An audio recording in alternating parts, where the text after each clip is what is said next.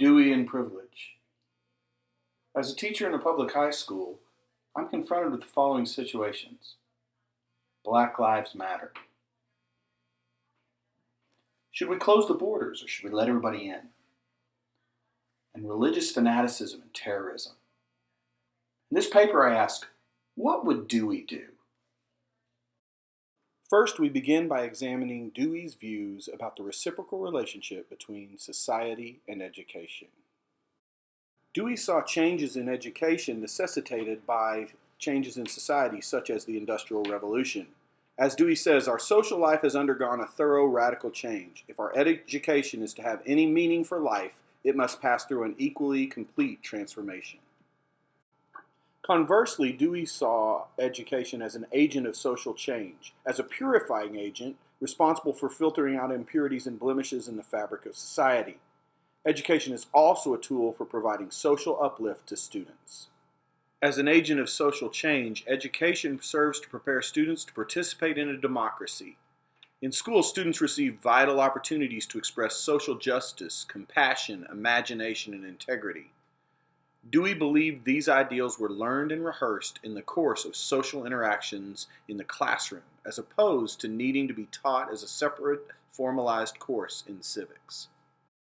A democratic society must provide for the free interchange of ideas and interaction between groups of people. Any society that isolates members into classes is not democratic. The individual is not subjected to the society as a whole or to some nationalistic ideal, but the good of society is not subjected to the rights of the individual either. Next, we discuss Dewey's stages of development. Dewey saw the child as passing through first an impulsive curiosity, leading to a coordinated playful curiosity, leading to a purposeful intellectual curiosity, finally leading to a calling or a function.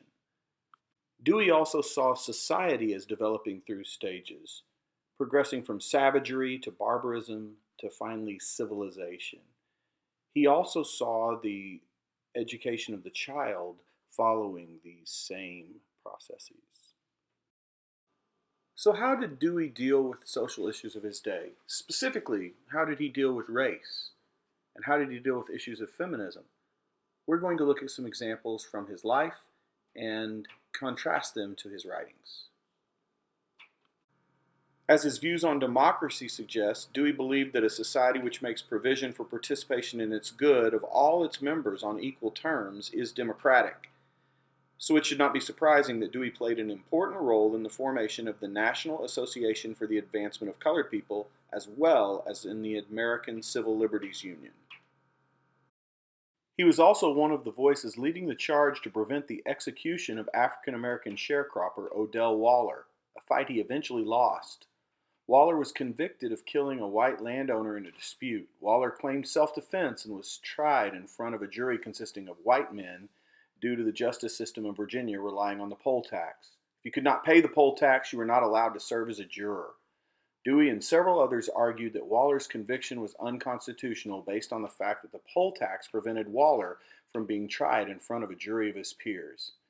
Dewey's passionate struggle to prevent the death of Waller, as well as his opposition to the resettlement of Japanese Americans after Pearl Harbor, demonstrates his opposition to prejudice and racism. We contrast this view of Dewey as a civil rights activist with his reaction to two schools, one PS 26 in Indianapolis, Indiana, and the other the School for Organic Education in Fairhope, Alabama. PS 26 served a mainly African American population of students, and it featured a vocational program, which Dewey often railed against. But in this case, Dewey was in favor of the vocational program and thought that it was really helping the students because boys were doing tasks such as construction and girls such as cooking and cleaning and preparing them for what they were going to do in society. However, when he looked at the organic education school in Fairhope, Alabama, which served a mainly white privileged clientele, he was not in favor of vocational education. Instead, praised the school for providing students with curriculum responsive to their needs and interests. Why this seeming discontinuity between the idealistic language of Dewey's writings on education and his pragmatic practice with regard to race? First, it appears that he only saw racism in economic terms and did not really appreciate the moral psychology of racism. Second, while he saw all people as equal, I think he looked at African American students as being in a different stage of societal development, more primitive than the students at the School for Organic Education. This different stage made the educational needs of the two groups of students different. We must note that Dewey did not see African Americans as intellectually inferior to European Americans or to white students, and that they should still receive the same educative opportunities as European Americans. Dewey's writings on education contain few references to women, and those writings don't see any difference in regard to their intellectual ability as compared to males. Dewey was sympathetic to the women's suffrage movement, writing and speaking on the subject, and had several female colleagues which he held in high esteem. His personal interactions with women include his marriage to his wife, his role as father, but also he had an affair lasting for a brief time. The picture of Dewey as a man professing the equality of women, but failing to understand the everyday plight of women in society. Dewey saw experiences provided in the classroom as needing to be educative and connect to experiences in society as a whole. So girls should learn through tasks such as cooking and sewing and other household tasks connecting to current roles of women in society.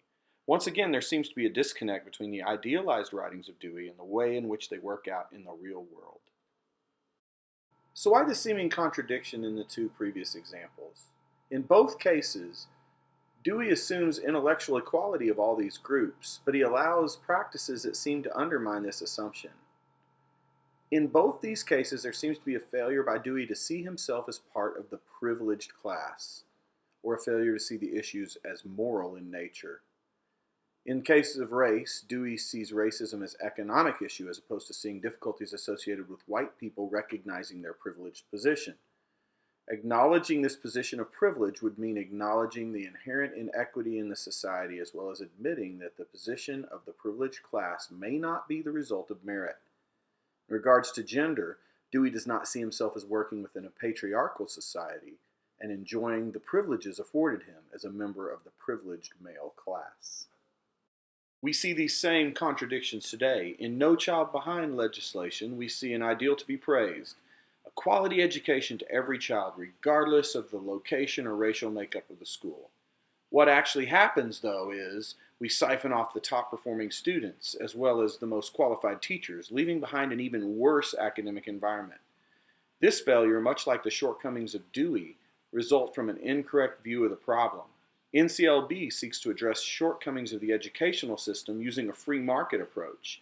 This approach rewards schools for high scores, not recognizing that these high scores are often the result of clientele, which is institutional privilege, rather than quality educational practices, which is instructional merit. In other words, this approach serves to reward a privileged school and punish lack of privilege, causing NCLB to result in more children left further behind. Race to the Top legislation also begins with the worthy ideal of improving education for all students in the United States, seeking to move them from the middle of the pack in academic performance to the top of the heap worldwide. Race to the Top attempts to transform education by use of competitive grants. The success of these programs is judged by performance on standardized assessments. Race to the Top assumes that through competition, students' performance can be improved. This assumption once again fails to take into account a very important fact: not all students and schools have the same resources. In other words, certain students and schools are in a place of privilege. In fact, as Race to the Top ties teacher and program evaluation with student performance, teachers are driven to leave more difficult teaching assignments in search of assignments with better resources, and the rich get richer.